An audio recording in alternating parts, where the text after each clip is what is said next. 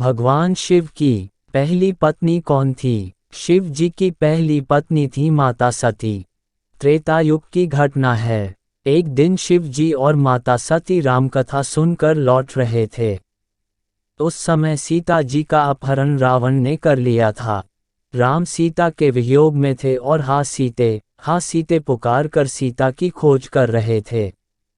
शिव जी ने दूर से ही राम का ये दृश्य देखा और विचार किया कि जिन श्री राम की कथा सुनकर हम आ रहे हैं, उन्हीं की लीला के दर्शन हो गए।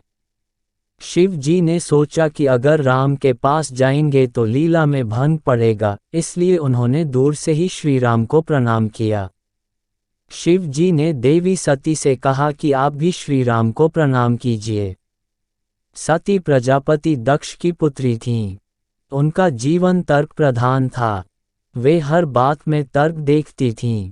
उन्होंने शिव जी से कह दिया कि मैं इन्हें प्रणाम नहीं करूंगी, क्योंकि मैं तो पहले परीक्षा लूंगी।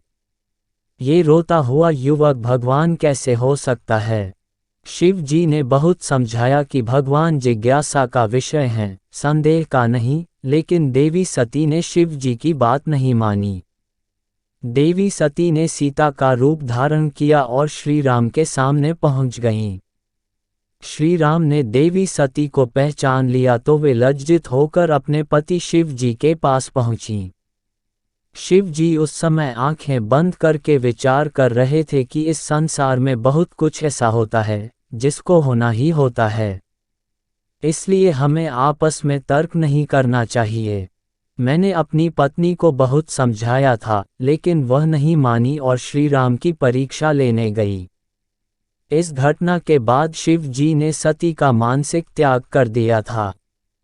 कुछ समय बाद देवी सती ने पिता दक्ष के यहाँ यज्ञ कुंड में कूदकर आत्मदाह करके देह त्याग दी थी। शिव जी अकेले रह गए।